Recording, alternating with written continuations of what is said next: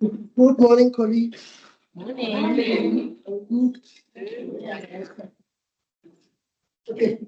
My name is Sipiwe, as Shay has already alluded.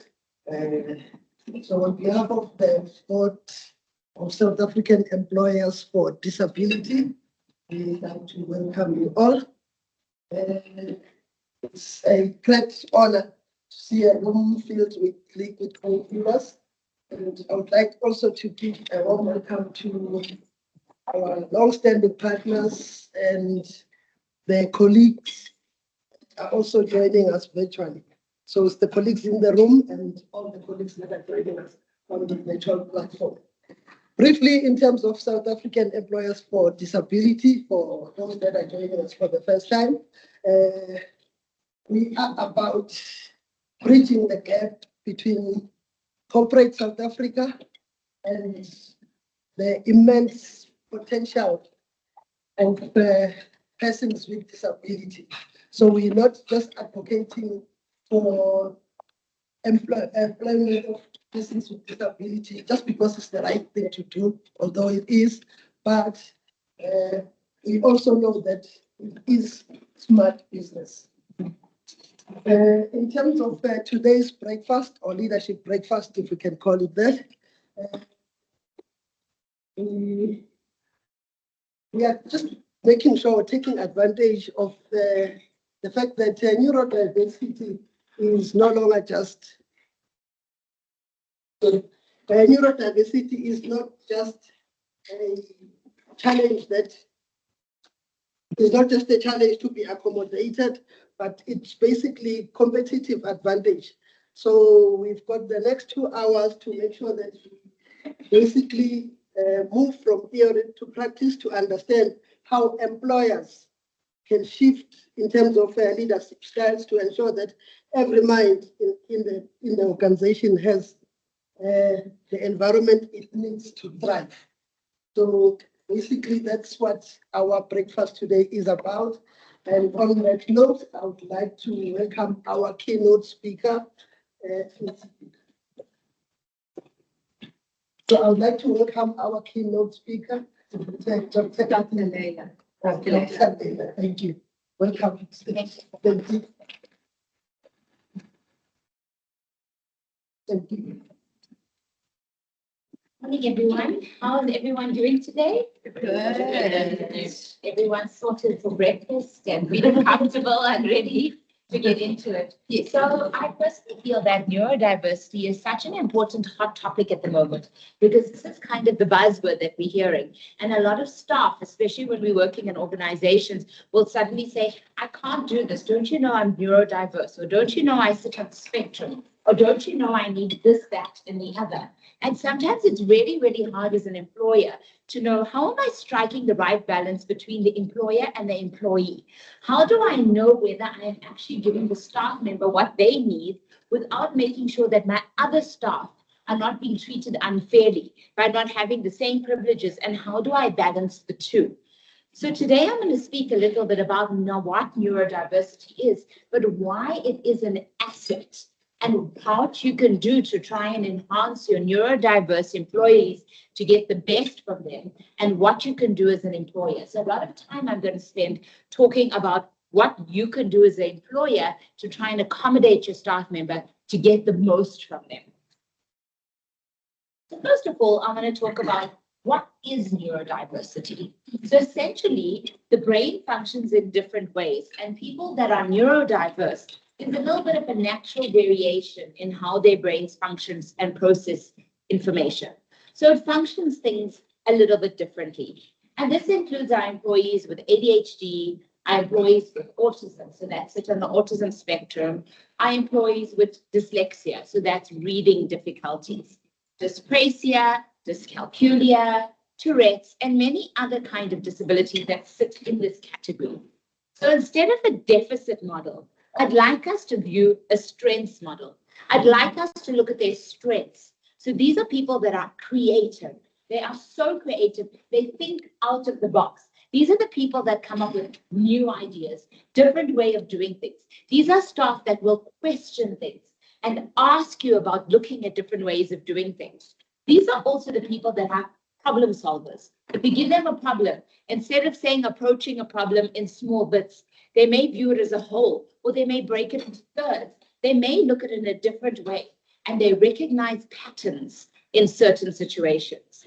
But then they also do have challenges. So they have executive functioning challenges, and these are functioning challenges at the front part of the brain. So these are challenges where people may struggle with impulse control. They may blurt out things. They may say things. They may not be the best person who looks maybe the most polished in a meeting, but they are definitely that person that's going to come up with the ideas and the solution for you. They may come up with sensory processing difficulties. So they may find it difficult being in areas with bright lights or being the center of attention, but they really will come up with the other assets. And things like time management. Time management is something that is quite difficult as well. So neurological conditions in generally impact the nervous system and the brain function system. So the nervous system of the body is essentially the electrical circuit in your body. So it's electricity that runs around in your body. And neurons fire in our body and they perform different functions. So their circuiting of their body may be slightly different. And that's why they function in a different way. And it's the same thing with their brains. Their brains function in different ways. So this can be people as well with epilepsy, traumatic brain injury. So these are our staff that maybe meet in an accident. And suddenly the way in which they think and the way in which they work is a little bit different. Our staff that have multiple sclerosis. Staff that suddenly have a stroke, and then you're dealing with the aftermath of having had a staff member that was fully functional, but now is functional in a different way. And as I mentioned earlier, autism spectrum disorder, ASDs. So some of the support needs that they may need are things like flexible schedules, quiet spaces, assistive technology, and work adjustments. But I'll go into this in more detail a little bit later. But what I want to talk about is every single time we have a staff member that comes through to HR or comes through ER and has a different need, automatically we feel a little bit of anxious of how we're going to deal with this person. This person's now arrived with all of these medical documents from their doctor or their OT or their psychologist saying, I can't do A, B, C, and D. And you are sitting the employer with the JD or the performance contract that says X, Y, and Z needs to be done. And how do we bridge that? And how do we come together? And that is a very, very difficult thing for employers. So neurodivergent staff bring unique perspectives that really enrich corporate life and research. As I said, they think in systems. They are innovative. They have memory for detail. So whereas some staff may look at the whole picture, they remember all the little bits of detail, which is really fantastic, especially with people sitting on the spectrum.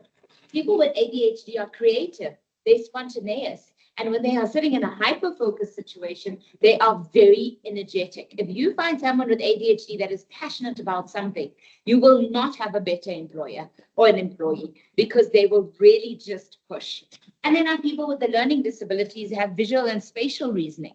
So as soon as one area of the brain is not functioning as well, the other areas overcompensate and they become activated. And that's where you get different perspectives and different strengths. So for me, supporting neurodiversity is not just compliance. It helps to build a more inclusive, innovative, and equitable work environment. So why does this matter in the workplace? Corporate environments are quite demanding, especially in executive functioning. You know, people are expected to be, especially as you move on to higher levels, very polished, very put together, able to hold back at certain points and only speak at certain points. There are long meetings, there's independent work to be done, there are large workloads, and a lot of it is about self-management and managing your time and making sure that you're doing what needs to be done in the right place and in the right time. Now, our neurodivergent employees, especially those with ASD or ADHD, any of the learning difficulties or even the cognitive difficulties, can bring strengths to the workplace, but they do face systematic day-to-day challenges that we may not always see. This is the employee that you may think, is this employee lazy? Do they really care? Are they just here for the paycheck? But once you understand that employee a little bit more, you will realize that they actually have a lot of positives. They're just struggling with the structure in which their work is set up at the moment. So some of the areas that they struggle is a workplace environment sensory overload. So open offices, bright lights, background noise, constant movement of people moving around in the room, especially for people with sensory sensitivities, reduces their focus, it increases their stress, and it leads to burnout because they're constantly working not on what they need to do, but trying to pull out all of the distractions, the noise factors that are around them. Communication barriers. So because they find it difficult to communicate with people, it seems as if they're being difficult, they're avoiding people. This sometimes leads to office politics or reading between the lines as well, because they aren't always able to feel comfortable to come and speak to their manager and speak straightforward. Some neurodivergent employees will also prefer clear, literal instructions over vague guidance. So differences in tone, things like eye contact and things like body language sometimes gets misunderstood by other people. Rigid work structures. So our traditional 9-to-5 strictures, kind of schedules, our strict routines, kind of the way in which we are functioning every day is very difficult. Their energy levels are also very different in the day. So they have variable energy levels. And it's important to know which time of the day they are energetic, and that's where they need to do their stuff, versus the times in the day where they have their slump, and that's where they maybe need to do emails or admin, and that type of stuff. So hyper-focus periods, especially in ADHD, are very important. There also may be the need for breaks or flexible pacing and things like that. Then executive functioning difficulties. And these are tasks like planning, organizing, time management, and switching between different things. So switching between working on a report and then going to a meeting is very difficult for them, especially for those with ADHD or similar conditions where they need to recharge themselves. There's also things like bias and misunderstanding. So behaviors maybe is interpreted, as I alluded to earlier, unprofessional. This person is lazy. This person is a very difficult person. And this lack of awareness of staff members sharing with their employers leads to a lack of awareness. It leads to unfair performance management principles, unfair discrimination, unfair evaluations as well. And this stigma and this pattern then starts to discourage employees from disclosing their needs. So inadequate accommodations. So even when companies are willing to help, sometimes companies don't know how to help because your employee hasn't told you what you need. You as an employer, you don't have the medical knowledge or the disability knowledge to know how to help. And then this gap gets bigger and bigger and bigger. And if your environment has no quiet workplace, there's a lack of flexible deadlines, there's limited assistive technology, this is where that gap becomes bigger and bigger, and you get less and less from your employee. But now, obviously, this also is about reasonable accommodation. What can the employer reasonably apply? Because I think the difficulty, I know in our space, is that employees often come with these long demanding things from their doctors saying, I need A, B, C, and D. But unfortunately, the employer can't match that. It's not able to within the job function. And that's where a reasonable accommodation process comes in. So we actually use an external OT that is specifically works with the workplace, which the employer pays for, which sends the employee to with their JD and with their work function, so that some kind of a plan can be seen to be put in place. If it is obviously not possible within the job function, that's where, the employee then needs to look for alternative employment, if it is something that is possible, or if the disability is severe enough, some kind of temporary boarding or permanent boarding, if the match is just not there. Also, social expectations and burnout. So often, in some corporates, you expect to go for breakfast and lunches and dinners and wine and dine your clients. And these kinds of network events, team bonding, and constant collaborations can be very exhausting.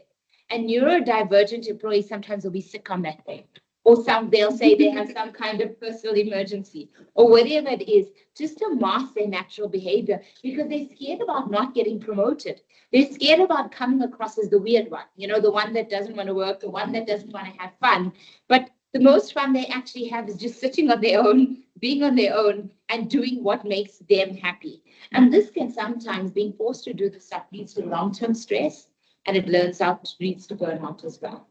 Then there's also things like our hiring process barriers. So traditionally, hiring practices often disadvantage neurodivergent candidates. And this is something for us to think about because we interview people, but we don't know what type of disability they may have. So sometimes in interviews, you've got 20 minutes, you need to move as fast as possible. You've got 10 candidates for that day. And I know I do this. I want to move fast. I want to move through these questions. I want to try and see, is this the right person or not? After a few minutes, if I feel like it's not the right person, you already start zoning out and trying to end things as soon as you can, so you can move on to the next person. And that is not the right thing to do. We need to actually give people a chance. We sometimes ask abstract questions which lose people, especially because they focus on the detail. And our emphasis is on social performance versus actual skills. How often is it that we interview someone? They look amazing. They come across as amazing. They seem very polished. They start on the first day and you think, what the hell did I do wrong? Like, how did I judge this person so incorrectly? And that's because sometimes people are just, they have that personality where they are vibrant and everybody just loves them and they're amazing, but they're actually totally useless in terms of performing the job function. And I think that's where we have probation periods and things like that, which are helpful. But at the same time, it's important for us to make sure that we don't have that bias. They say when we interview someone, 80% of what we think about that person is based on how they carry themselves. And that 20% is actually where we're digging into the actual content. And we need to just change away a little bit about how we interview people as well. So why is this important? Because when these challenges aren't addressed, as organizations, we miss out on valuable talent. And some neurodivergent individuals excel in areas like pattern recognition, creativity, deep focus, problem solving. And in our area of AI at the moment and ChatGPT and everything changing, it's very easy for us to get generic stuff. But people that are neurodivergent are going to come up with different things that AI cannot come up with because they think differently. They look at things differently. Their brains are wired differently. And what helps, very briefly, is clear, structured communication, flexible work arrangements, sensory-friendly spaces, strengths change management, and awareness training.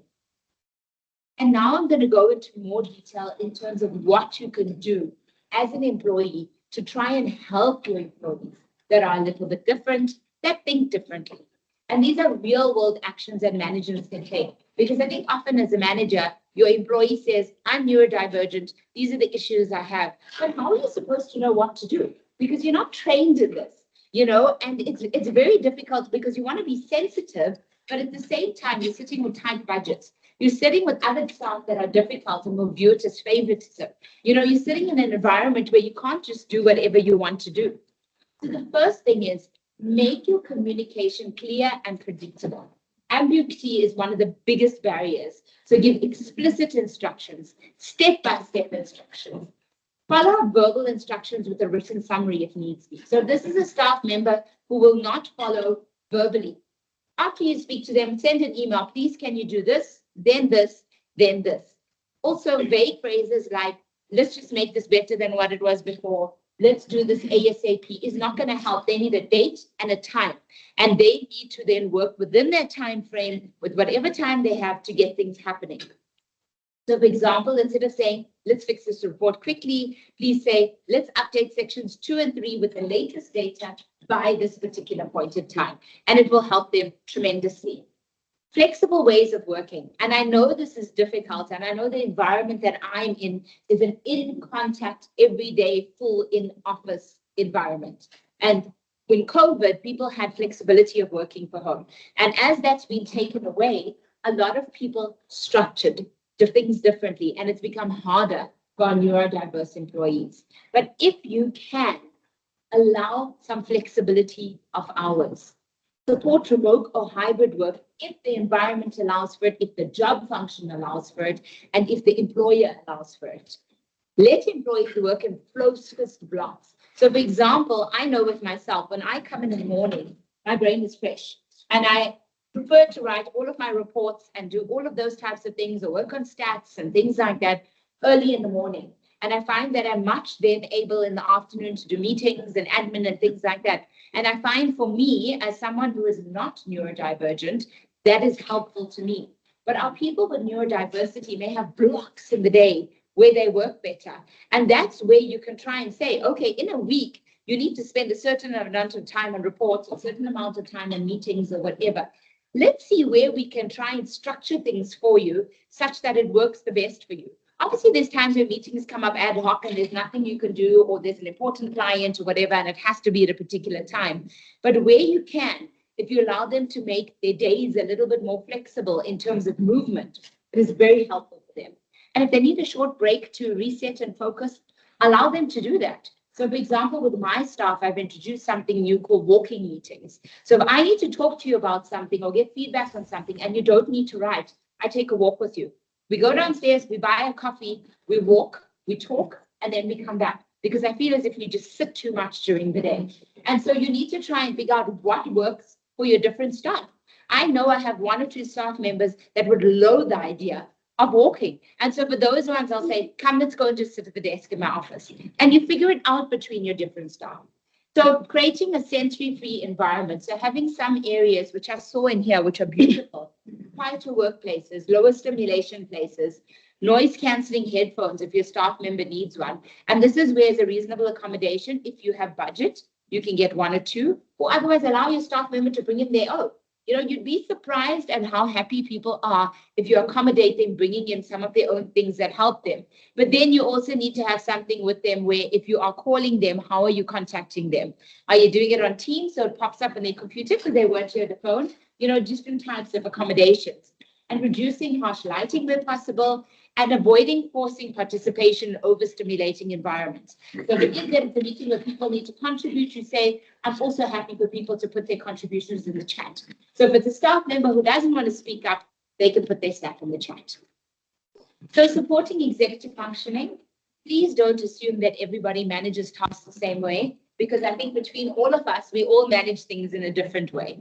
So there may be task management tools that they may want to use, and Trello and Asana are the most amazing ones. Simple checklists also help, helping them to prioritize. So saying, let's do A first, let's do B next. As I said, deadlines with milestones and timing, scheduling regular short check-ins.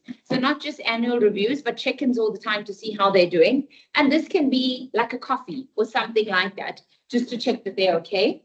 They're normalizing and encouraging accommodations. So employees won't ask unless they feel safe. So proactively say to them, let me know what works best. Or if anyone is struggling with something, you'll feel comfortable to come through. And treat reasonable accommodation as a special standard practice. Not that it is special treatment. It is standard practice that people are accommodated. It's not the special thing that is done for this one person, because what ends up happening is you end up putting a target on that staff member's back. The other staff start to hate that staff member, and they feel as if, oh, Pearl is now treating her better than everybody else. That must be Pearl's favorite person. When in fact it is that person has asked for some help because they need a little bit of help. And keeping conversations private and completely judgment-free.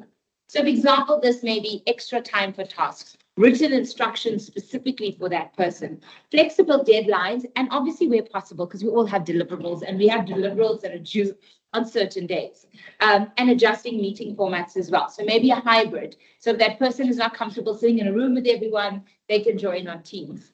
So rethinking meetings, because meetings are often a hidden barrier and we don't realize it.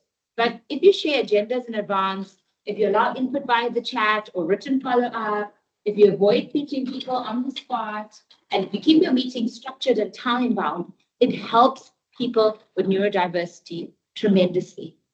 And by focusing on their strengths and not fixing their weaknesses, it helps you to identify when they have deep focus, their pattern recognition, their creativity, their attention to detail. And if you can assign them tasks that align with these strengths, you are going to get 200% versus your staff that are not neurodivergent.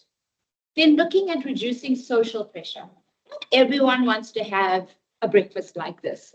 Some of the people may join online because they may feel more comfortable. So making some social events optional and not expected. Obviously, this is not possible every single time, especially with a year end or something, but trying to see what you can do. Don't equate visibility of people coming to things with performance. Just because a person doesn't attend things all the time, it does not mean that they aren't your best performer. It just means that they feel comfortable in different spaces. Respecting different communication styles. So sometimes when people avoid eye contact, you wonder, are they being dishonest? Are they being awkward? Are they just, not being in the right space at the right time? Besides neurodiversity, this could also be cultural. This could also be a respect thing. So we need to also change some of those ideologies that we have. Improving our feedback style. So feedback as instructions should be clear. They should be direct. They should be constructive and specific. Sometimes we get emotional, especially when people aren't doing stuff and especially when we are under pressure and we get a little bit frantic, so we'd be like, I'm sorry, this just hasn't been done properly. I need us to get there. And sometimes by being too emotional, we actually throw them over onto the edge and then we don't get what we need. So it's about trying to also take that minute for yourself, calm yourself down, pull yourself towards yourself and go back and say, look, I'm not happy with your first attempt. However, I do think that you can do much better. So let's give it a second attempt. Look at it. I need it back by 3 o'clock today. If you need to go and get yourself a coffee or go outside and get some fresh air, let's do so. But let's make sure that you get back on track. And then our hiring and our onboarding. Our support starts before day one. If you have a person with a disability that is coming in, you already need to ask them, what software do you normally use in order to perform your job function? What does your workstation need to look like? And these are things you already need to ask in the beginning. So by the time they start at the employer, you've got their station set up, they have their software on their computer, and they're able to work and they are able to move. Because otherwise, they'll start, they won't be able to work in the first week, you will get frustrated, they will get frustrated, and that match won't be correct. And so this is why this is very important. Even using skills-based assessments as well during interviews, instead of just conversational interviews. This tells us a lot, especially in terms of potential. So if we look at psychometrics and we look at things like the Apple, for example, we can actually test already during interviews whether this person has the potential to be able to do the job. And then providing a clear onboarding plan as well for the people, with structure, with timelines. This is what will happen on your first day. This is what you're going to do. Because how often do you start a new job? You go in, you put your stuff down, your manager says hello to you. Then they say, okay, you need to go to HR to go and sign the documents. You go to HR, the HR person's eating their toasted sandwich. They're not ready for you.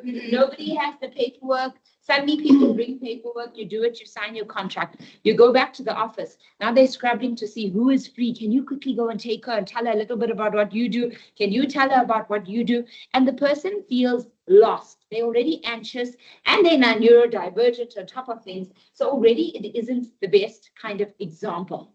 And sometimes doing things like having a cup of tea with the rest of the staff there, with the person when they come in, or something like that, where, obviously depending on your environment, but just so that the person feels welcomed and they feel that they are safe. They need that structure of the box, if that makes sense, in order for them to feel held. So the biggest shift is that the most effective managers do not treat neurodiversity as special treatment. They treat it as better management for every single person. So to summarize, clear communication, flexibility, and structured support improves performance not only for neurodivergent staff members, but across the entire team. So this is kind of my final thought and my kind of feeling on neurodiversity in the workplace as a whole. When we embrace neurodiversity, we don't just build inclusive workplaces. We actually build better, more innovative ones. And for me, the strength of a workplace lies not in thinking the same, but in thinking differently, because that is actually where true innovation begins. This is where companies grow. And this is what makes your company stand out from the other standard company that is doing the same thing. Thank you so much.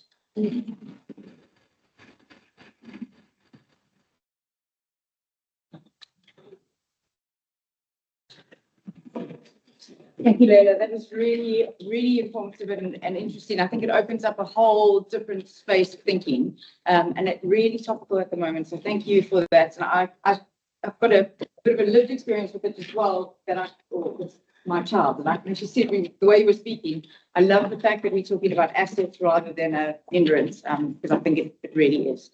But I suppose, how do we now take this ideal and exactly what you're saying, and how do we bring it into the workspace? So Kathleen, our next speaker, is going to give us a little bit of a background as to how Accenture are doing it, a bit of her own lived experience, and kind of looking at how do we jump that gap and what is we need in that space. Thank you, Kathleen.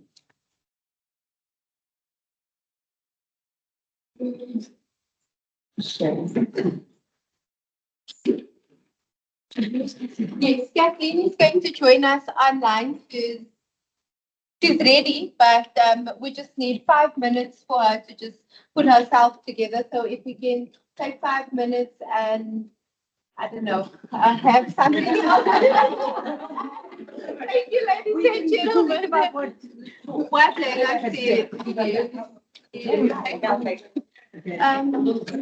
Yeah, I'm gonna.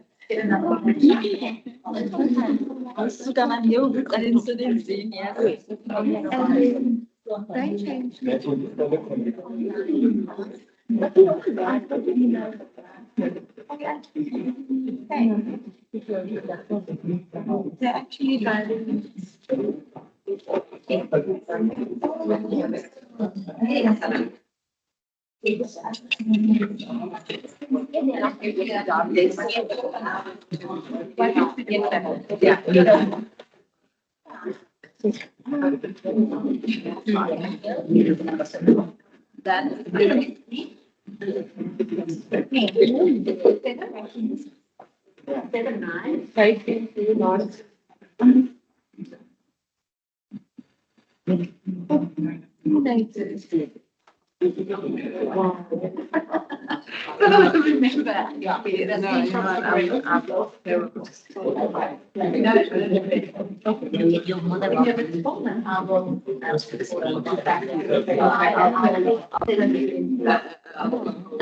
What's happening?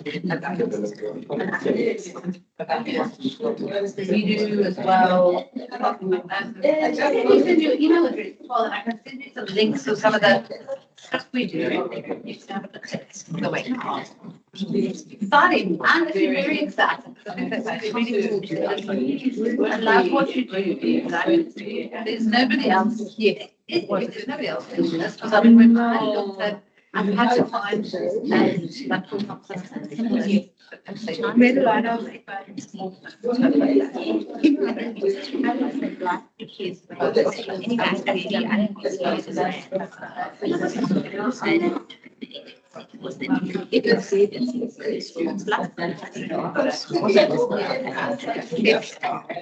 know what?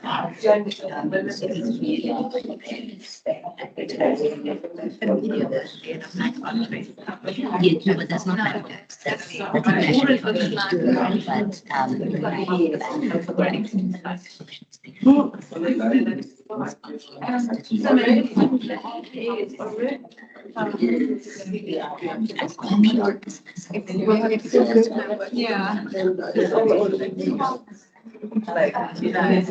social media, but the legacy is on social media.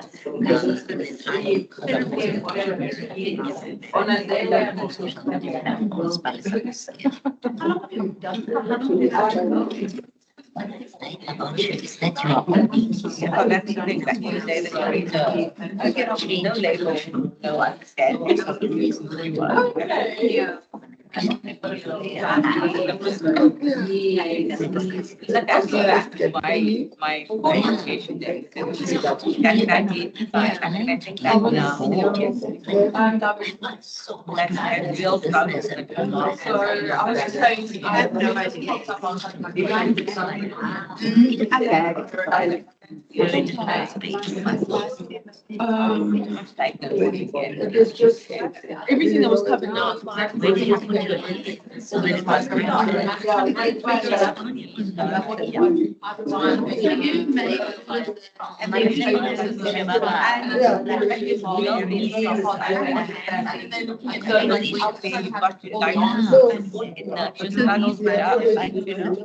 So I really was. I have to come in work. Where are we? Is this thing?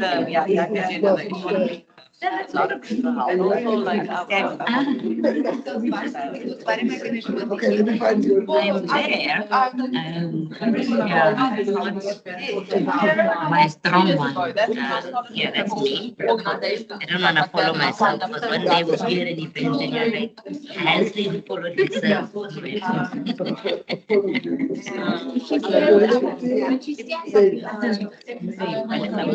spell it for you. She looks so good. She will. You can multitask and would be rare, but what's your number?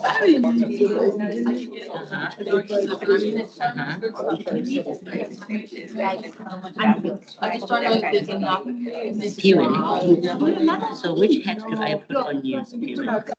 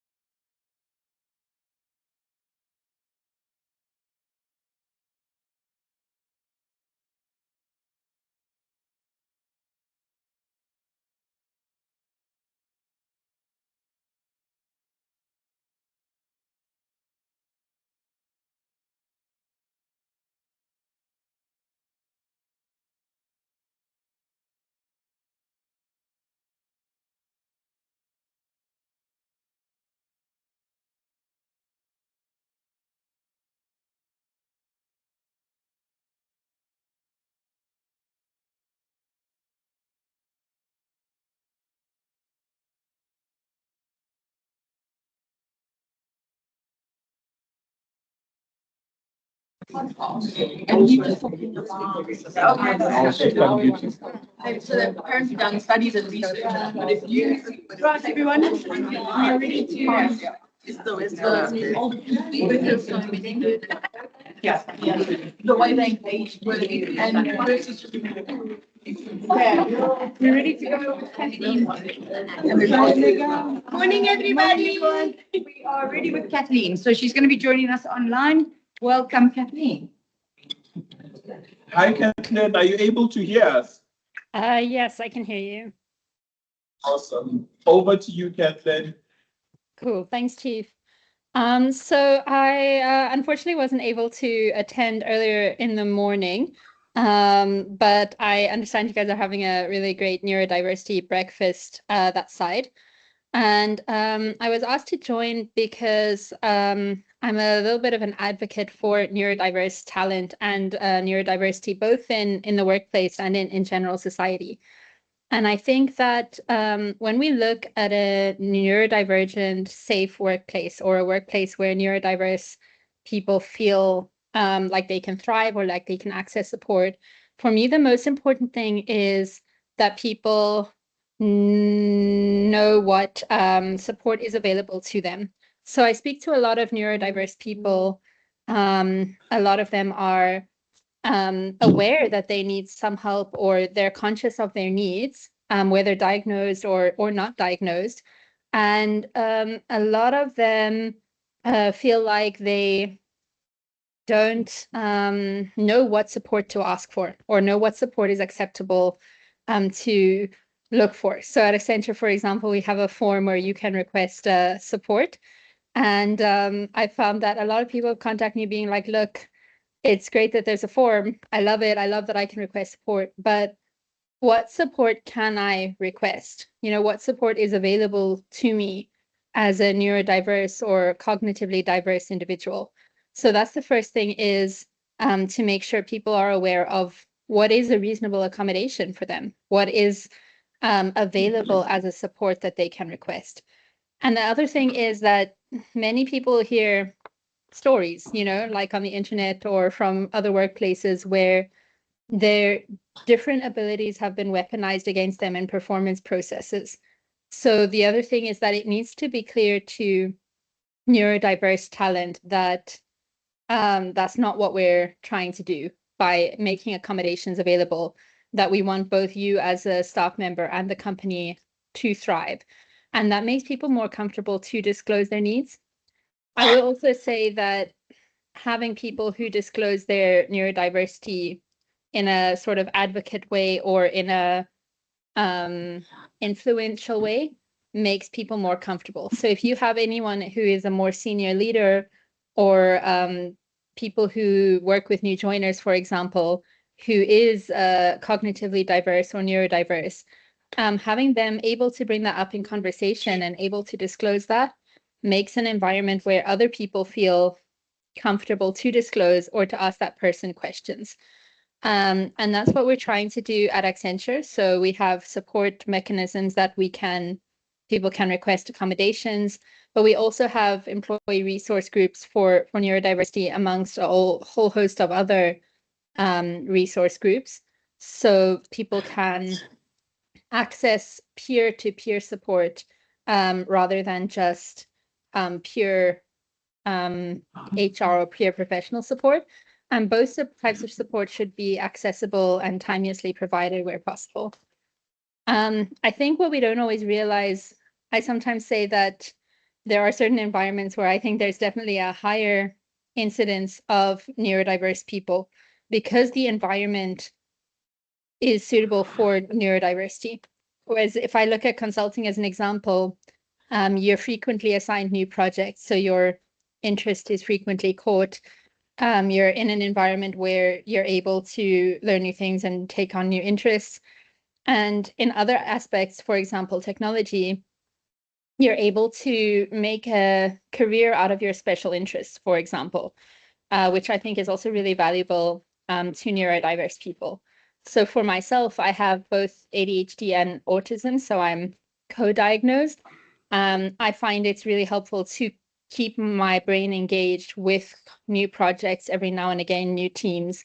But it's also good to have an environment that is flexible and where I am able to complete my tasks in the way that works best for me, in the working mechanisms that work best for me. And that's the thing, is that, especially in a South African context, not everybody who is cognitively diverse is diagnosed as cognitively diverse. Part of that is a stigma aspect, like there is still social stigma around things like ADHD, autism, even further mental health issues. So in my personal view, it's important to be able to provide supports to people, whether they're diagnosed or not. And the other part of that is sometimes cost related, especially with cognitive diversity conditions.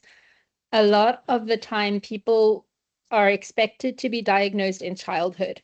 And the family situation in childhood is not always conducive to that. It's quite a time-consuming process. It's a costly process. If a parent does have medical aid, the medical aid doesn't always support that. So if they're not diagnosed as an adult, they might not be aware or have names for what their differences are. And I think that if it's possible to provide support to anyone, regardless of a diagnosis or not, that is always a best practice for me. But also, it's good practice to make sure that your company is enabling people to become diagnosed in their professional journeys.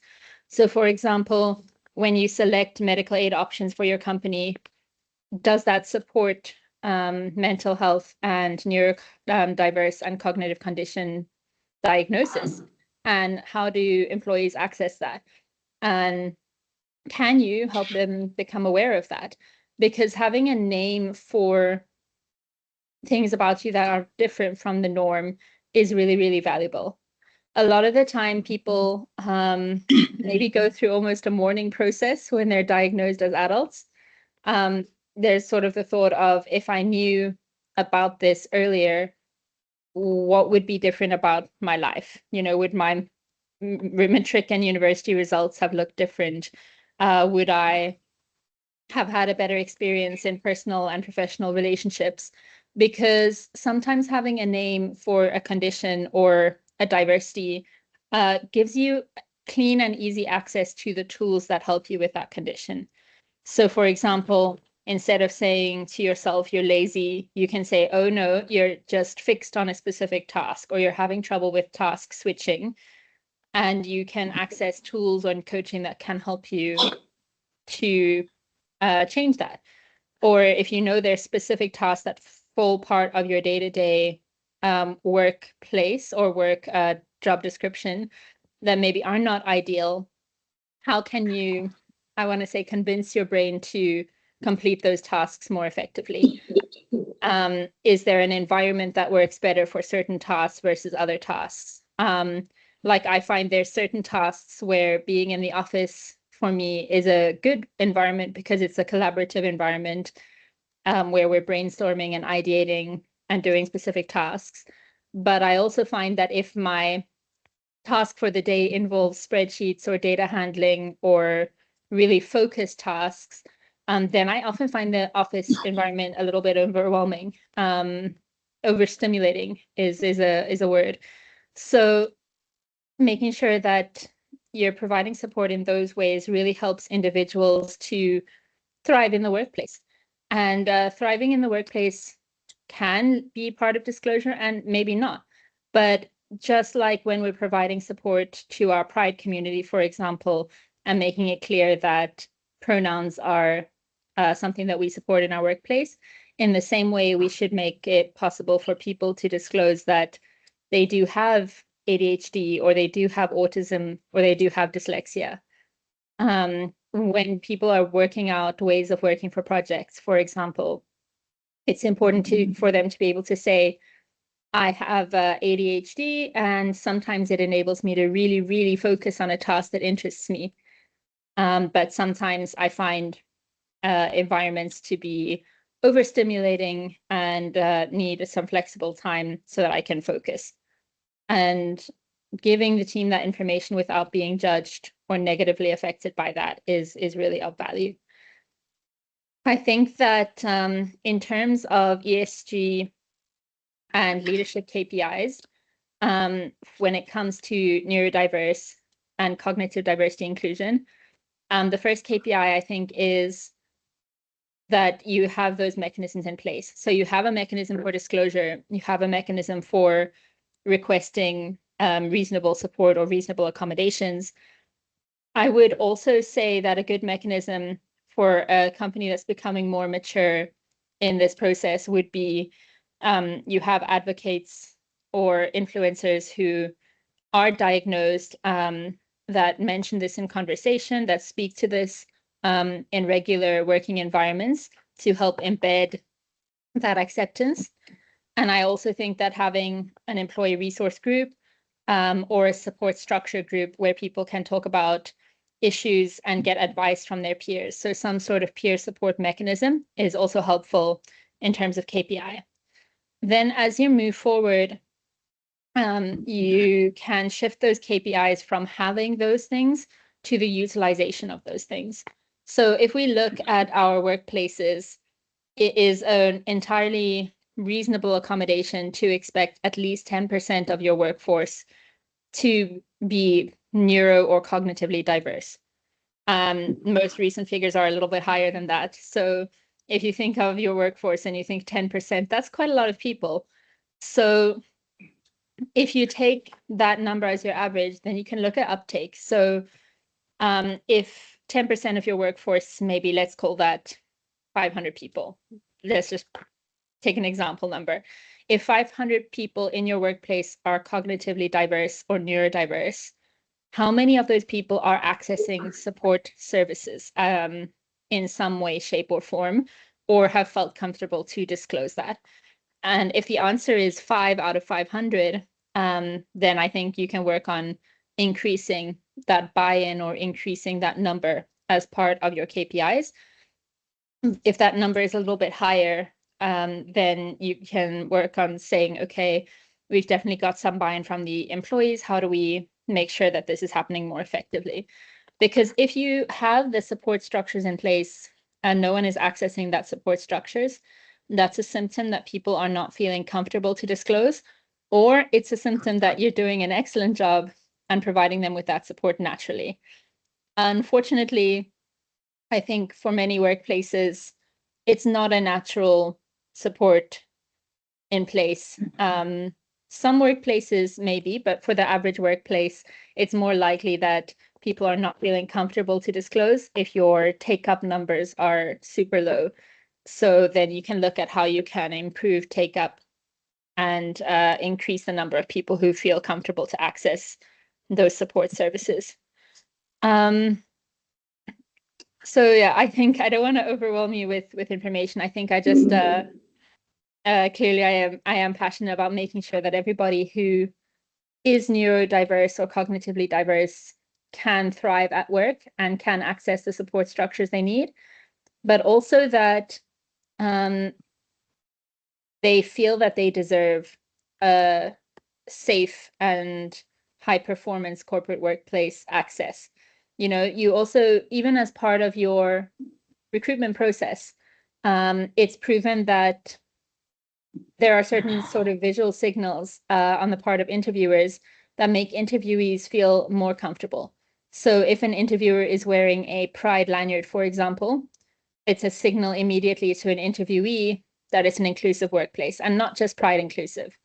Or if your recruitment emails have a footnote mentioning that this is a workplace that is committed to providing reasonable accommodation and employing people who are neurodiverse, cognitively diverse, or have disabilities, it's a visual signal to those people that they are welcome here before they're even in the workplace.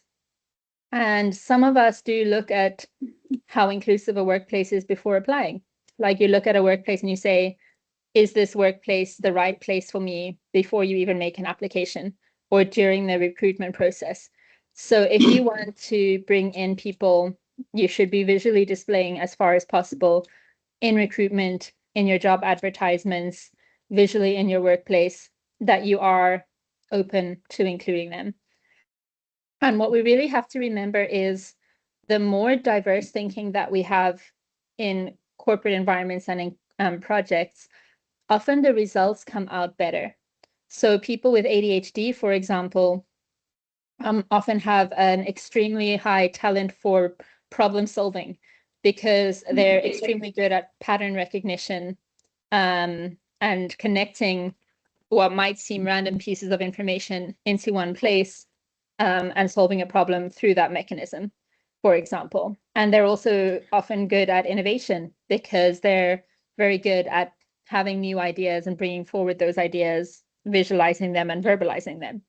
Whereas people with autism, for example, also often are extremely good at pattern recognition, but are also often able to focus on specific tasks in specific environments really, really well. Like there's sort of certain database structure tasks that I've met people with autism who work in that industry, and they are able to solve those problems rapidly and efficiently. And part of that is because they are, or they think diversely. So I think we have to remember that neurodiversity, cognitive diversity comes with strengths and weaknesses. Just like any average brain, we all have things we're good at and things that we're not good at. And if we are putting people in positions where they can really, really harness those strengths, then they do thrive in the workplace. From my personal experience here at Accenture, I'm a service designer. So I work on launching new products and services into the market. And that involves a lot of ideation, a lot of problem solving, a lot of pattern recognition, but it also involves solving problems for real people. And that's something that I always find interesting. And that engages my brain as someone with ADHD and someone with autism. It also helps me when I'm, say, designing an application. I have an interest in making sure that that application is accessible. So I have done extra education on accessibility standards for neurodiverse people, but also for blind people and deaf people, and thinking about the mental load of how an application is designed for people like the elderly. So those special skills and those special interests, if you are placed in a position to thrive, then you often do thrive. And if you're placed in a position to get support for the aspects that are not your natural best skill set, that helps you to thrive as well. And that's true for all of us, not just for people who are neurodiverse. I don't know, Chief and team, I'm not sure if it's appropriate. I'm happy to take some questions. If anyone would like to ask anything. Kathleen, can you hear me? Yes. Oh, you can hear me. Okay. Chief, is there anybody in the room that would like to ask a question or online?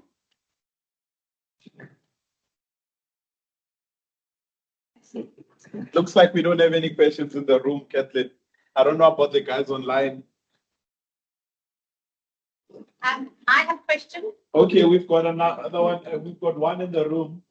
Hi, I'm Justine from Progression and also part of SAE4D. But I think one of the hard parts is to start these conversations. I know you had mentioned about sort of peer support groups and employee resource groups, but how does a business, a lot of our businesses have been going for a long time, particularly if you think of also the more less corporate environments, so more of our industrial environments, mining, manufacturing, production environments, where it's a little bit more hands-on. We have quite a big blue-collar workforce as well.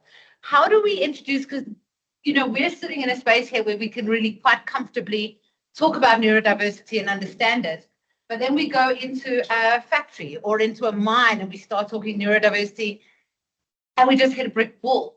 Like, do you have any suggestions of perhaps how we could broach or bring up the topic or try to get people to feel more open discussing those kind of things? Yeah, I think that's a great question, because also I think obviously your support structures and interventions should be designed for the place that you're going into. In the kind of environments that you're speaking about, sorry, like mining environments or factory environments, I've seen it done quite effectively in ways where the structure doesn't require people to, can I say, take breaks or attend sessions outside of their working environment, because it's not always possible for them. So I have seen, for example, some companies who have done campaigns with messages sent on WhatsApp groups, for example, internal WhatsApp groups. I've seen it done effectively where people are able to apply for a lunchtime buddy or a lunchtime mentor. So someone who maybe is also neurodiverse or is an ally signs up to mentor people who are maybe new joiners or maybe just less established. And they, have lunch together once a week, for example, and speak about those issues. So it is important to be able to structure the awareness that you're talking about in a way that works for the company. I have seen also in call center environments, people, they do a lot of posters up on the walls and mentions in newsletters and things like that. So I think it's important to do it in a way where it is being provided in this communication mechanisms that are normal or frequently used by the company. And the other thing is, and I see the message in the chat as well with the cultural reservations, is it's important that the face of your neurodiversity messaging is not only one face, right? So it shouldn't only be one specific role type or one specific cultural type or background. You want to try and make it clear that neurodiversity or cognitive diversity is present across the board and accepted across the board. And that can be done initially with examples like these famous people who are neurodiverse. That's often something that people do. It can be done, as I say, with peer-to-peer support, but it's just make sure that your advocates are not coming only from a corporate direction or only from an HR direction. You want advocates who have similar job descriptions, who work in similar roles, and can give reflections from their experience in that way. Cool, thank you. Thank you, Kathleen. I think Tracy has a question. Yeah, mine's slightly more just wanting to know how, in your experience, you've seen the staff respond to accommodations that get made. So often with unseen disabilities, it's something that's a general thought in the old way of kind of thinking would be that, is this for real? Why do they get that accommodation? And then there's almost a culture or an attitude around the other staff, if I'm coming across clearly. How do you see that now in your playing out? Is there quite an accepting culture of accommodations that they've put in place, or is it, why has that person got this accommodation and is it fair? What sort of? I think it often depends on the accommodation. So like, as you say, with a visible disability, if someone is hard of hearing and they get a special headset to help them hear more effectively, that's easy for people to understand why that's in place. So it depends on the accommodation. So like, for example, a frequent accommodation for people with ADHD is to have the ability to record sessions and have a transcript of that session so they can refer back to it afterwards and make sure that they've gotten everything down. At least in my environment, that's frequent. I've not seen someone complain about that, but I have seen, for example, in like a retail working environment, I have seen things like where people with autism can wear noise cancelling headphones and people assume that they're playing music through them, and then they say, well, why can't we play music? That I think partially depends on whether the individual is comfortable explaining why they have the accommodation that they have, because they shouldn't be required to do so, and also how visible that accommodation is. So it could be a thing of an education session for all staff to say, these are reasonable accommodations that are made available to some employees without specifying, the employee identity or their diagnosis, and explaining why that accommodation might be in place. This also helps with people who might have a similar issue, understanding that if they do have an issue, they could access a similar accommodation as well. So it does also help with overall buy-in and overall understanding. But I think the other thing is that we should be careful never to take away the power of a disabled or neurodiverse or cognitively diverse individual to know what they need, right? Like we shouldn't assume that all people with ADHD need to be able to run around on their lunch break every day because they have too much energy. We should assume that the person who has that diagnosis and their medical team are able to help make that determination of what will be most helpful for them. And that can also help drive what is most suitable for the workplace type, if that makes sense. There's also, you know, what is the definition of reasonable accommodation, right? If a reasonable accommodation, or if the requested reasonable accommodation is to only work 2 hours a day, that might not actually be what we term a reasonable work accommodation. So it has to be something that makes sense. You know, we need to be able to do what works, and create an environment where everybody is comfortable to continue with life. Thank you. I think it's a long-term process and something that really would take time to change the culture, but needs to be started, I think. Yeah, and that's also why I think when you look at your KPIs and your planning, it should be a staged approach. So inclusion is not ever something that stops, but it's definitely something that we roll out in stages. So if your stage 1 is making people aware that there is neurodiversity and it's accepted in the culture of the workplace, and then maybe your stage 2 is introducing reasonable accommodations, and your stage 3 is peer support, then you can stage that approach over time to make sure that you're progressing as a workplace. Yeah, thank you. That's helpful. I think I've got a question in the chat on service animals for people with cognitive diversity. It's an interesting one. I think that it depends on the workplace. So first of all, there's a safety analysis of whether it's safe to have animals in the workplace. Like in a mine, for example, that might not be feasible, and therefore it would not be termed a reasonable accommodation. Let's say it was Accenture, for example. It's probably not a safety issue. You would probably need to assess things like the impact on surrounding workers.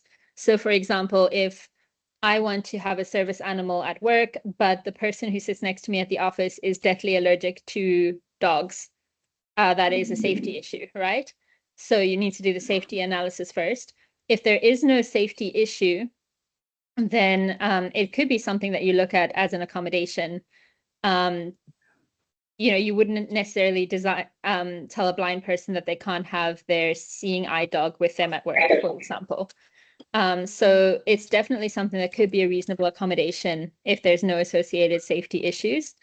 From there, once you've determined whether or not it's reasonable, then you can determine whether or not it needs to be accommodated. And you can determine what required documentation you want to bring along. So like, is there documentation that this is a trained service animal? Is there documentation from a person's medical professional that this service animal does provide support with XYZ that enables them to thrive in the workplace? So once you have analyzed that, then I personally say if it's suitable for your workplace and not causing a safety issue, and you have documentation that is helpful, I personally wouldn't block it. But again, it really depends on the workplace in question. Sorry, Kathleen, I have a question. In terms of reasonable accommodations, do we only make those allowances once an actual diagnosis is made, or do we accommodate the employee that says, I don't know why, but the lights I can't handle the lights. I'm not ASD diagnosed, but no, I can't function with the lights or the noise. How do we deal with it when there's no correlating documentation? So I think it depends on the reasonableness of the request. But also I think it's a good opportunity to encourage, especially in more privileged workplaces where medical aid is, for example, supported, it is an opportunity to encourage diagnosis because it can help them to know specifically what will be helpful to them. But like I said, there are sometimes financial aspects and cultural aspects that block people from getting diagnosed. So in my view, depending on the level of accommodation required, my default is to always try to accommodate. But I'm also conscious from a business perspective, without a diagnosis or documentation of a diagnosis, there's no relationship to benefits. So for example, if you have a diagnosis of a specific disability or neurodiversity, that can tie into things like your employee diversity scores, and you can claim the costs of those as part of your tax. For example, there's a lot of benefit relationships. So I'm conscious that you can't claim that as a workplace. So it does affect the business case for reasonable accommodations a little bit. If it was something like the lights, I would see, could you have a reasonable accommodation to wear sunglasses, for example? Is there a reasonable accommodation for a darker room, for example, where that person can sit?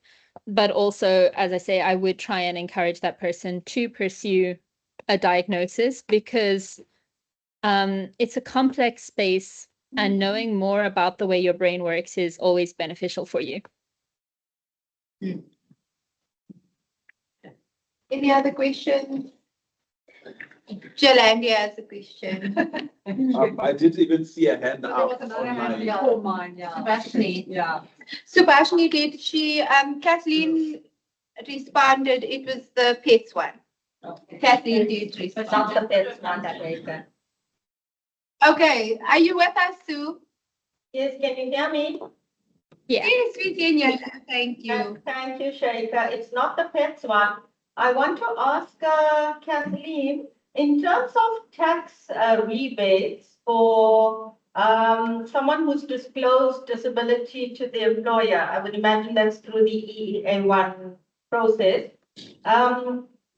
Doesn't an individual have to go via a disability tax practitioner? So this is for their individual benefits or for workplace benefits? I suppose perhaps you could speak to both. Okay, so I'm gonna caveat that I don't work in HR, so you'll get a better answer on the workplace benefits one from, I believe, Chifu. I do know that you do need documented proof of diagnosis.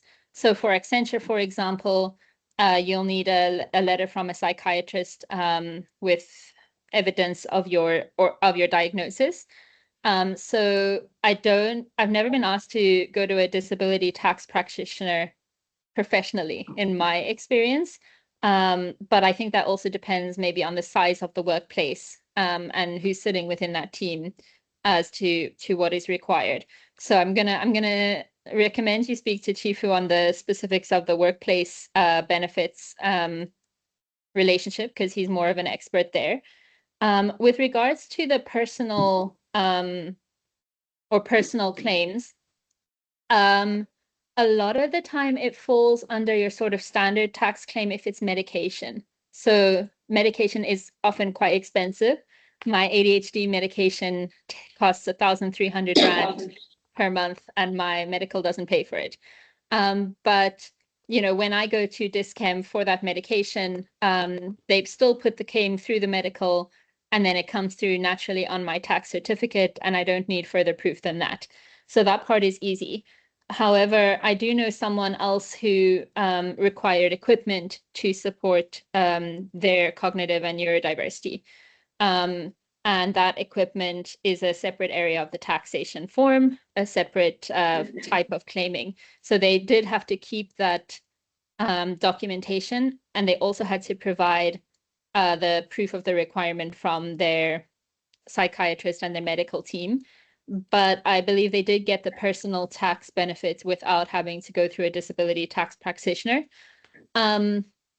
Obviously, you always have the option to have the specialist tax practitioner, and especially with large sums, you're more likely to be successful once they audit you if you have done that, because they're specialists in that process. But in my personal experience and for the people that I know with regards to personal claims for cognitive diversity or neurodiversity, amount dependent and process dependent, they have been able to file it themselves.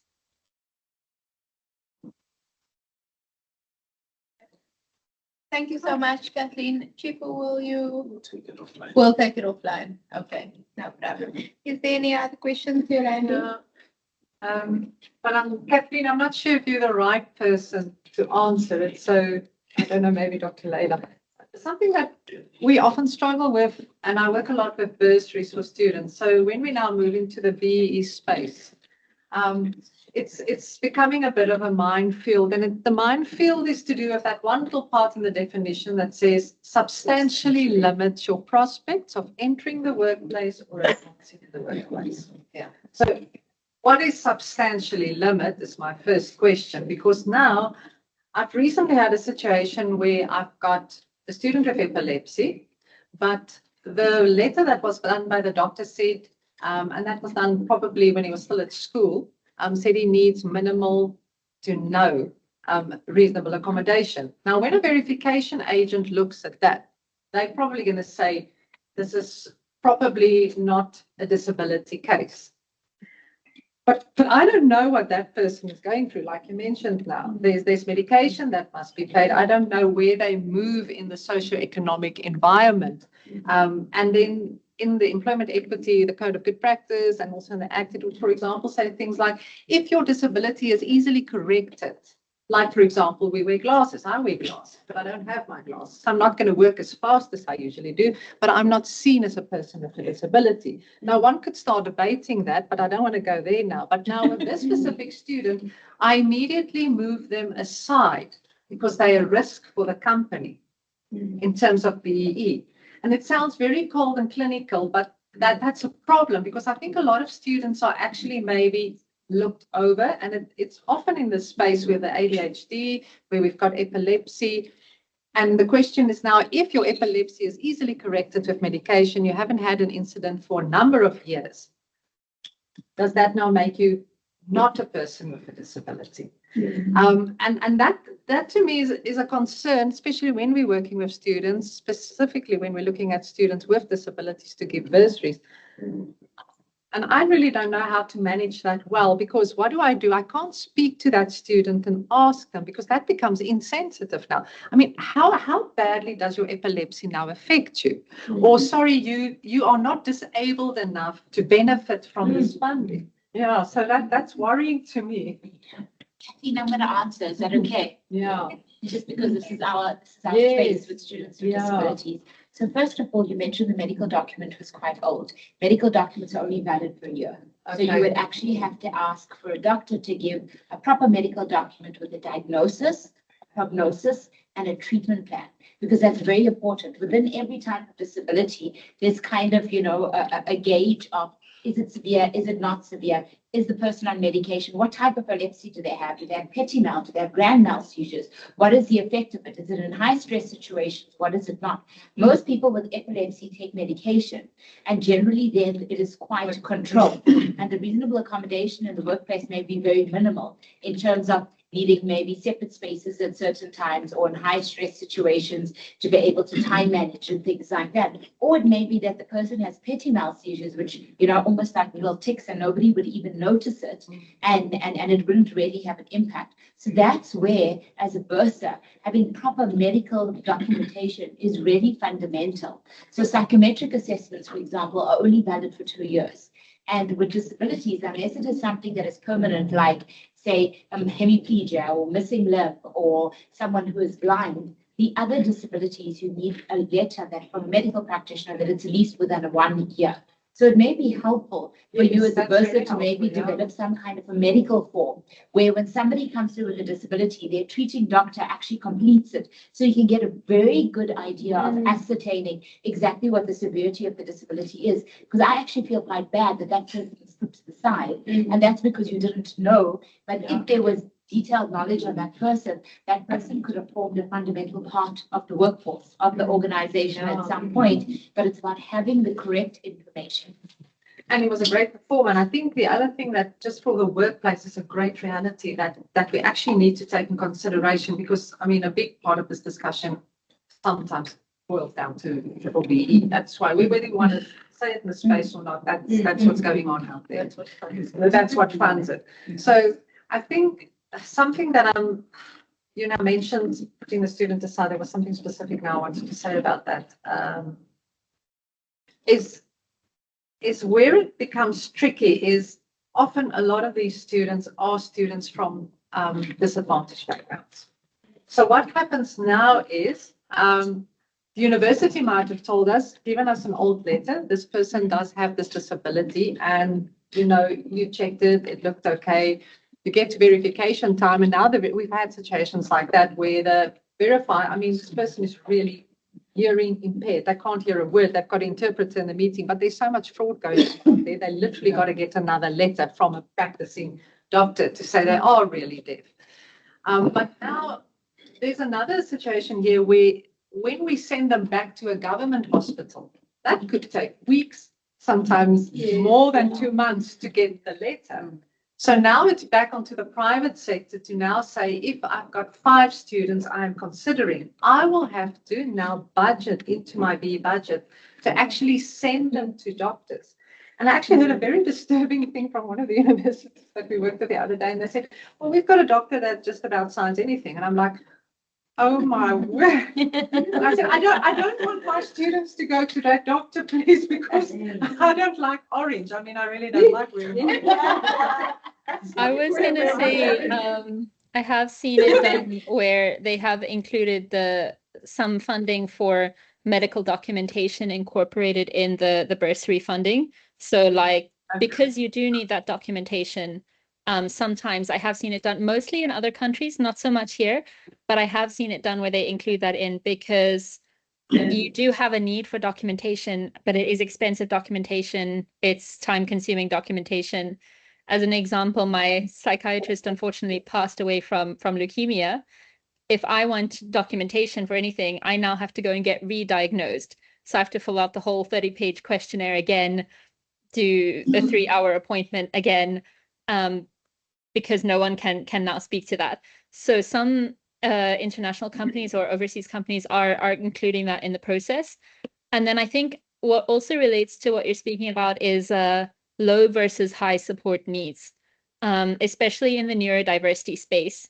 A lot of people, particularly with ADHD and autism, prefer not to refer to themselves as disabled because while there are disabling aspects of the neurodiverse conditions, there are also things that are wonderful and exciting and helpful sometimes about those conditions, and understanding your brain is a beautiful thing. But obviously it all depends on how that presents, because ADHD, autism, neurodiverse conditions present differently with different levels of severity in different people. So unfortunately, the best answer that the world has been able to give us is, go to that doctor so that they can tell you what your support needs are and work with you to put together a plan on how best you need to be supported in the workplace and in life.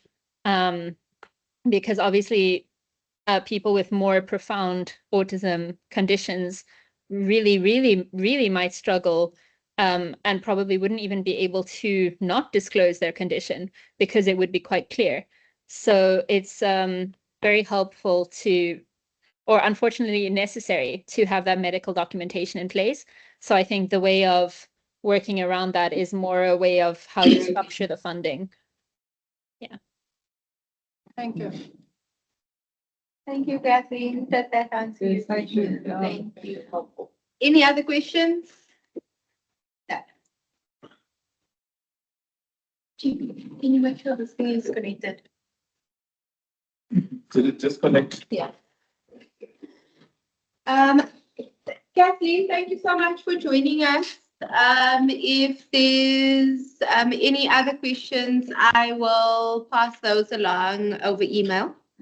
I would like to introduce Palesa Mosiea. Did I say that? Yes, correct. Palesa Mosiea. She is an inclusion activist, an entrepreneur, and an actor. She's an actor, and she's going to introduce herself and the video, and then we're going to watch a little video. Entrepreneur Palesa Mosiea. Decision making brings and still miss. Yeah. Entrepreneur Palesa. Morning, everyone. Good morning. Good. I'm clearly a speaker, right? So last year, towards the end of the year, I went to the Valuable 500 Sync 25 conference in Tokyo, Japan. It is the world's first accountability summit for disability inclusion. So you're a company, you say we're inclusive, they say show us. And what I like about the Valuable 500 is they literally hold companies accountable because it starts at the top, right? So the room was filled with CEOs, C-suite executives, chairmen of boards, board members, people that really make decisions at a higher level. And what excited me was I was there to moderate a panel titled Nothing Without Us. I was telling one of the ladies in our conversation this morning that somebody designed a cane that you could speak to for people that were blind. And they were annoyed, like, why would I want to speak to my cane? Which shows you the importance of collaboration, right? So I did this video with the BBC. It's titled All In. I partnered with the BBC, the Valuable 500. And the intention of it is to show people why inclusion is so important. Ladies and gentlemen, actually, I've been told to stop using that word because some people are non-conforming when it comes to gender. So what do we now say? Everyone. Disability can affect any of us in any way. You could be born with it, case in point, or you could give birth to a child that has a disability. I had a scare of Down syndrome, and they literally sit you down and they ask you if you want to proceed with the birth. And fortunately, it wasn't. So we proceeded, and I have a beautiful 6-year-old. You'll see her. This is her international debut because this is a BBC commercial, right? And I mentioned that she's pigmented because I was terrified to have a child that has my condition, which is albinism, because of how I grew up and the challenges that came with it. So the first question I asked when my daughter was born was, whose complexion does she have, mine or her dad's? Fortunately, I've come a long way since then because I've realized the world is more inclusive. And with the advocacy work that I do, I'm making an effort to make the world more inclusive. So that's number 2, right? You could give birth. Number 3, as a result of getting older, you could suffer from illnesses that make you require aids in order for you to cope with life, right? And number 4, you could have an accident and lose a limb, and then suddenly you're in a wheelchair. So it is critical that we prioritize inclusion because a thriving society is one where everyone is included. And I'm so happy we have people that are now sitting on boards because, like I said, change happens at the top.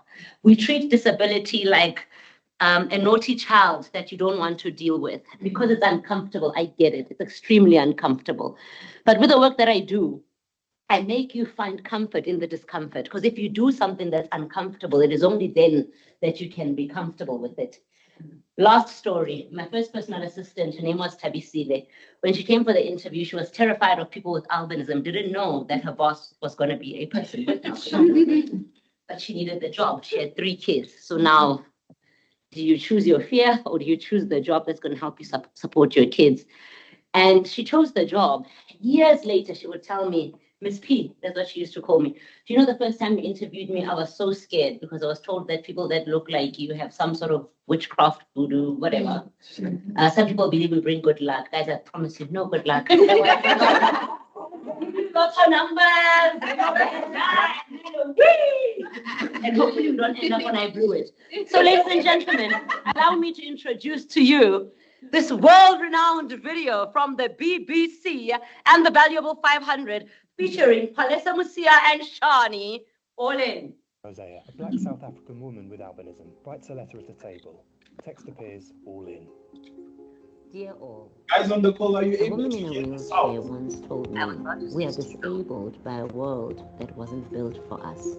Can we please start it over? I'm very pedantic. I need you to please hear every word. Please note there's audio Entrepreneur, description. Please pause, I'm sorry. There's audio description. Do you know why? Why is someone talking? Entrepreneur Palesa Mosiea writes a letter at a table. It's for the blind. And why are there subtitles? Yeah, but we've gotten so used to it. You see, they were created for the deaf community. So please, let's focus. Let's be all in. Let's go. Entrepreneur Palesa Mosiea, a black South African woman with albinism, writes a letter at a table. Text appears, all in. Dear all, a woman in a wheelchair once told me, we are disabled by a world that wasn't built for us. Being disabled isn't the problem. An inaccessible world is. That statement has stayed with me ever since.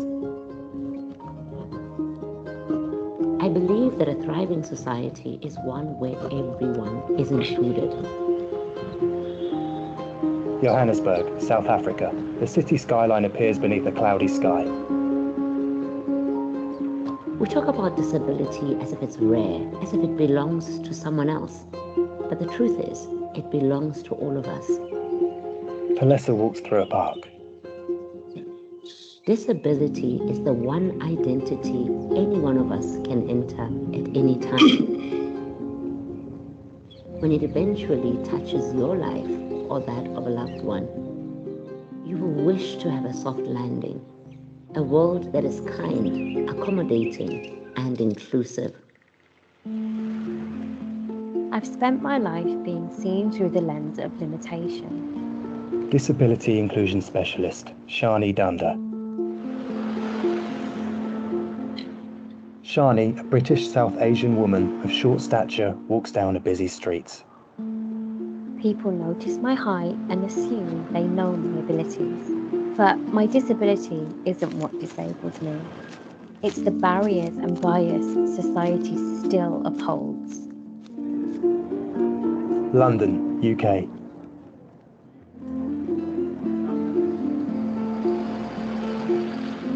One in 6 people globally live with a disability. That's not a small group. That's your colleagues, your customers, your investors, and maybe even your future self. Shani enters a restaurant. In my experience, disabled people remain over-excluded, underutilised, and underestimated. To me, we're absent from decision-making rooms and still missing from data. He sits with a laptop. When we design for difference, we design for everyone. Accessibility, flexibility, inclusion, these aren't side projects. She rides in the back of a taxi. They're strategies for resilience, creativity, and growth. Palesa gazes out the window. I was born with albinism, as well as a visual impairment called nystagmus, an involuntary movement of the eyes that causes short-sightedness. Because of my condition, I was told I'll never drive. I felt trapped. I was forced to rely on others. She gets into a car, puts on spectacles. Eventually, I found bioptic spectacles that allowed me to drive for the first time. She begins to drive. The freedom was indescribable. My journey is filled with organizations that refused to accommodate me, but there were some that chose to, and that choice made all the difference. At home, she paints her daughter's nails. Shani joins a meeting. Disabled people may not always have the privilege or power to make the change that we need. I feel that you can. Your leadership, Your decisions and your influence can either build barriers or break them. She gazes out the window. I believe inclusion and accessibility have the power to change the world we all share. Palesa puts the letter in an envelope. I would like to be part of a world that enables us, not disables us. She walks to a postbox. We need you all in. She posts the letter. Yours sincerely. In the restaurant, Shani sends an email about inclusion and accessibility. Credits appear presented by Valuable 500, produced by BBC Storyworks Commercial Productions.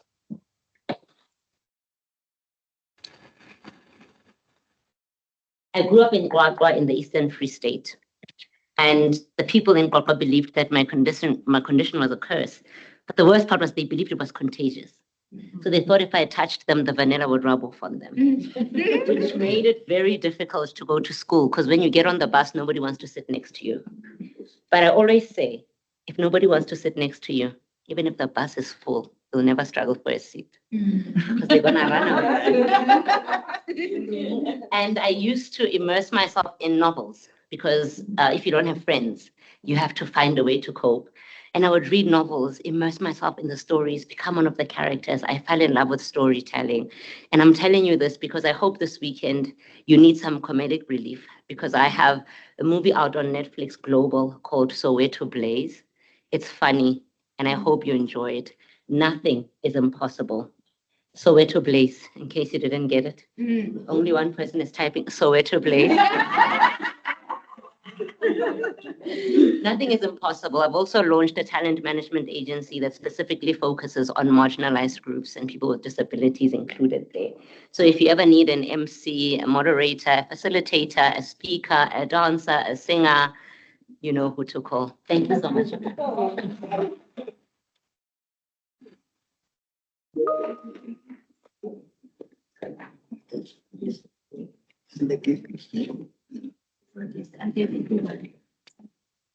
Okay, colleagues, we've come to the end of our wonderful session. I hope we all learned something. Yes, we did. We did. And I think it's left a very You want us to do another 2 hours? We did. Thanks for attending, much appreciated. We hope to have more sessions like this and engage more on issues of inclusivity. But thank you so much for coming through and enjoy the rest of the day. Thank you.